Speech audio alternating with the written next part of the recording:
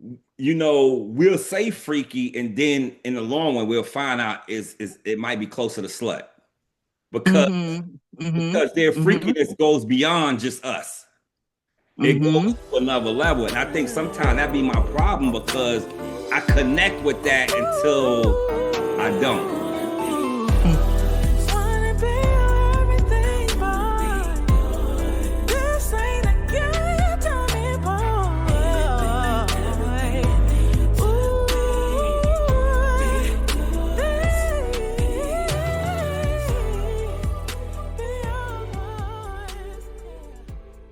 But this is a family question.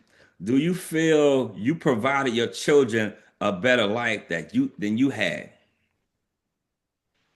Most definitely. Most definitely. Okay, speak on.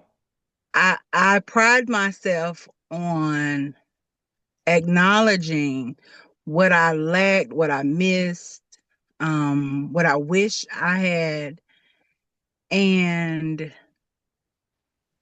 not forsaking my kids to begin to have it.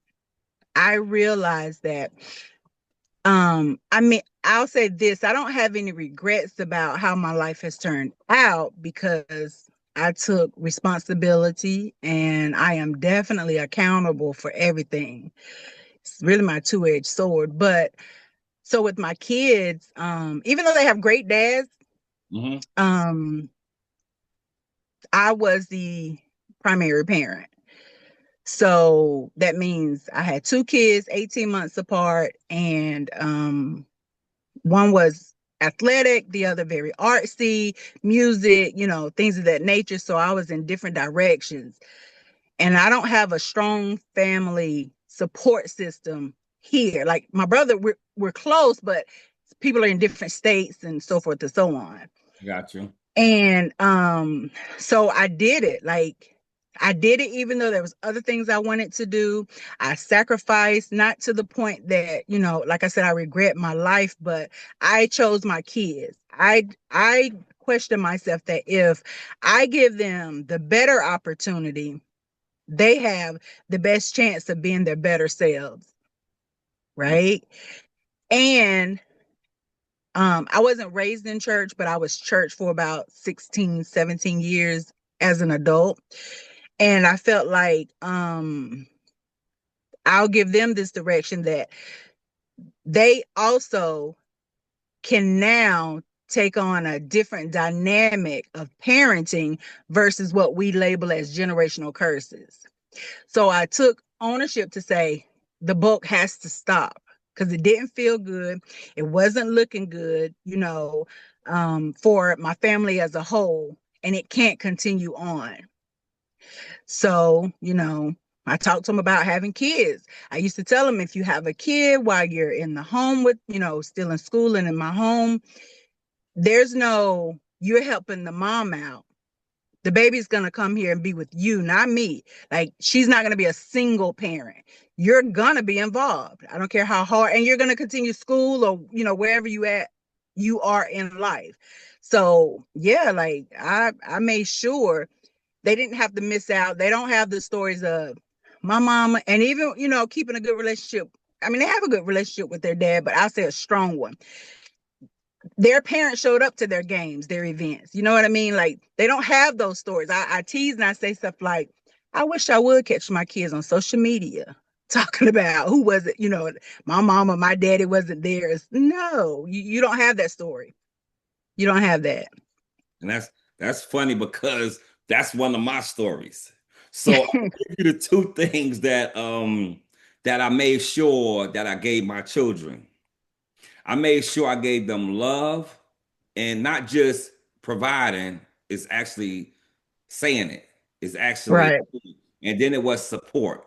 Love and support Mm-hmm. was something that I grew up and like my family don't know this that I grew up with because but I realized that once I seen love and support.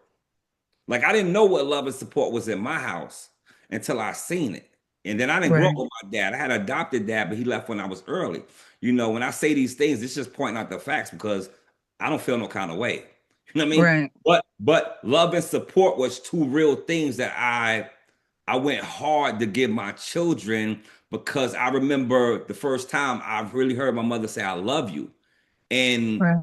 when I be around other families that, and I hear them say it all the time, it was like foreign to me.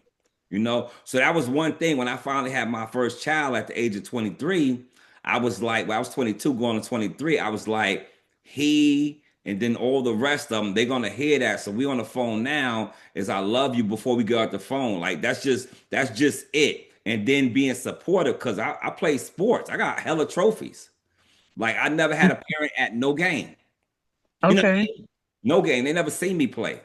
But my mother did worship the trophies I brought home, but she never seen me play. So Right. therefore, when I had my three children, I don't care if it was ROTC, I don't care if it was wrestling, I don't care if it was cheerleading, I don't care if it was acting. I always try to support, because I know not just I didn't want them to say it, but I know what it feels like to not.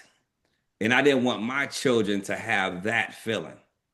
Okay. They won't understand this because it was so like their mothers supported them as well, especially my Right. young kid's mother. She supported them maybe way harder than I did, because they lived with her. You know what I'm saying? But our support, my children don't know what it's not to be supported. And that was a big thing that I wanted to carry on when I had my children. Because I said, I'm not going to do that. You know? That's right. So we pretty much done. That's pretty much it. Unless you have something to say, unless you have a topic. That was the show I written out right there. So if you have something you want to throw in the mix and ask something, we can. If not, it was a good talking to, but you gotta get it. You fading right now. You fading right now. I have like I have like one question. Like I was thinking to myself, like it's a question I love to ask. Do you do you do you do you have you Go ahead. ever dated out of your range? All the time. And All what is the benefit? Whether it's up or down, what is the benefit? to be honest with you, when I date up, Mm-hmm. it's just that I don't have to take care of somebody, you know? So it's though, but to be honest with you, I never focused on that. I never focused on, I'm more of the fabric of the person. The Okay. fabric of the person mean more than the status of the person. Now, don't get me wrong, I would like for a person to have, but if I fall for them, then I fall for them. It don't matter what they Yeah. have once I fall for them. And if you trying to have, I think to me, it don't matter about dating up or dating down. It depends on the mentality of the individual. Like if you're trying to have, then we can have. If you don't have no ambition, I don't care if you up or down. Lack of ambition going to put you in a bad way in the long run.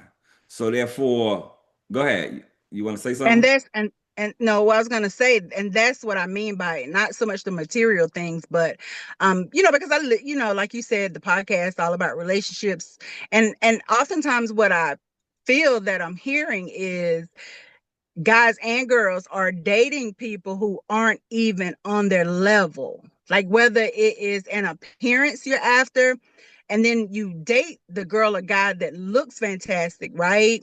Appeases your physical and your flesh, but the head is almost empty. And then now are you so now the podcast and shows you're bashing these women, but you're choosing to date out of your range. That's what I meant. Like, do we take the time to vet to see what we need, what we like? And appearances included, right? Because that does matter. But would we have less bashing if we dated on our level? Well, dating is hard regardless how you look at it. And I'm a hopeless romantic. So when I fall, I fall. So if me and somebody vibe and the chemistry is good, that's why I say I miss red flags. Because once we connect, I feel like we might could withstand the red flags. Of course, I'm not, or I say the purple flags, whatever light color you want to say, the pink flag. Of course, I don't want like somebody smoking crack or stealing. That red flag right there be done deal. But once I connect with somebody, they almost have to do something in violation, like being disloyal or not honest or something like that to kind of do it. I can kind of deal with more because I realize I'm not perfect. So therefore, I could deal with a lot in an individual until it get to a point where they're not loyal, because at the end of the day, I know I'm a lot. I'm a lot. I know it. I've been a messed up dude, and I'm closer to that. So I get it. So I could give a person a curve, but when it comes to what you're saying as far as out of your range, I've tried to not put a type. Now, some people will say I have a type when they be seeing some of the females I've dated, and then some of them say you might not have a type when they see some. But I try not to put a range. I go more of a chemistry and connection. So I don't. So when I hit it off with somebody, and then then my dudes might be like, yo, she kind of look like so and so. You know what I mean? I didn't do that on purpose, but we hit it off. You know what I mean? So you have a physical type. Would you say mentally they're similar as well? I don't even want to go into that too. Okay. No, Okay. no, no, no, no, no, no, no. I'm not saying no. I'm not saying that like it's a bad thing. I'm saying that because this is one thing I tried not to do, right? And because last season I was so candid and so transparent, and I don't think sometimes people not say they can't receive it, but because when you say a type, let's get to the type part, and we ain't talking about physically. No, but then when I get back to it, it be kind of yeah. And I think I'm gonna Hmm. say something real, and I hate to say this out loud, right? But since you kind of Well, feel don't say it. If you hate to say it, don't say it. nah, because somebody gotta hear this, and sometimes it Okay. ain't about me bragging or saying this or saying that, but and I'm sure it's another man or another woman dealing with this. Okay. A lot of times, I like more as far as how freaky the person is. Okay.